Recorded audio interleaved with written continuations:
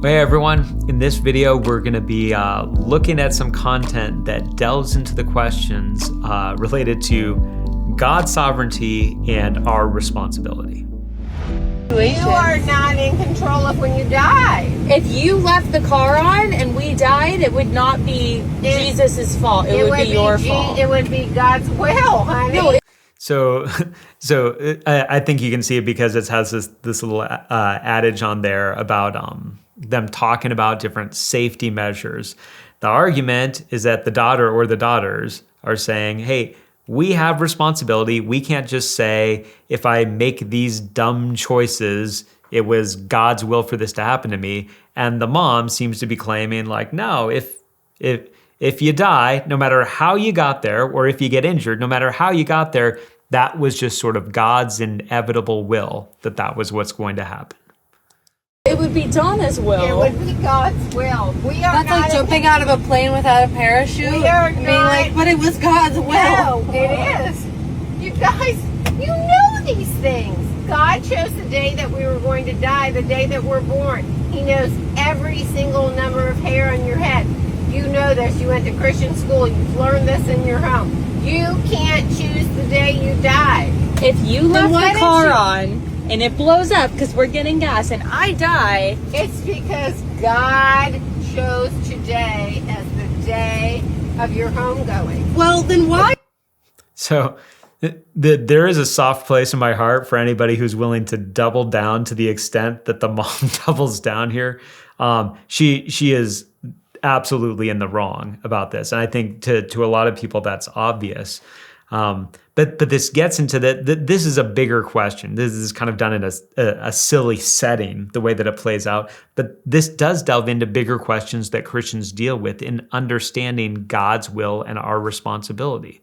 And sometimes this happens in instances where we are somewhat responsible for something that happened, where either through our neglect or through something that we did, somebody gets hurt or somebody dies, and we come back and wrestle with the whole idea of like, how guilty should I feel about this? How much responsibility should I put on myself? Because this action that I took, and again, in this context, I'm assuming it was more negligent than intentional, like I'm trying to hurt somebody. I acted in this way that was negligent. I wasn't trying to do anything wrong or anything bad, but it resulted in this bad thing. Do I just chalk it up and say, hey, that's just God's will?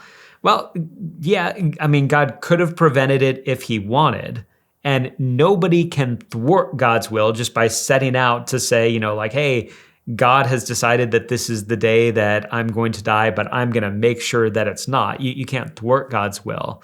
But this is sort of a simplistic understanding of something that's very complicated, where throughout the scriptures, our decisions have great importance. Now, nothing we do can undercut what God chooses is going to happen, but our decisions have great importance and great consequences to them.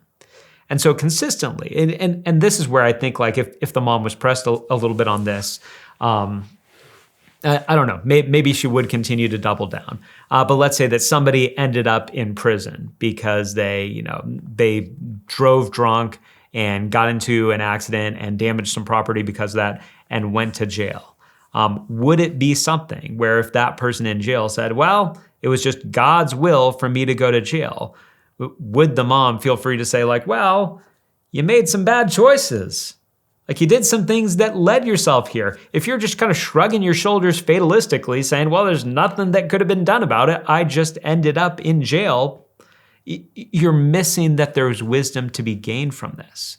So as believers, the whole idea with God's will is not that we're fatalistically just going through the motions and whatever's going to happen is going to happen.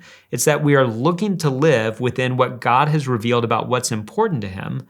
But also we recognize the humility. We recognize with humility that no matter what we do, if God is determined that something is going to happen, it is going to happen. It doesn't matter all of the steps that I take. If my wife and I really want to have a kid, it doesn't matter how strong my will is on it. If God doesn't open her womb, then nothing's going to happen. If God closes her womb, then nothing's going to happen. It doesn't matter. I can't thwart God's will, but I can live making decisions that Proverbs would lead us to believe have cause and effect, and expect that general cause and effect to happen. And if I continue to do things that have negative effects for me or for the people around me, I don't just say it's God's will. I take responsibility and say I'm reaping what I've sown.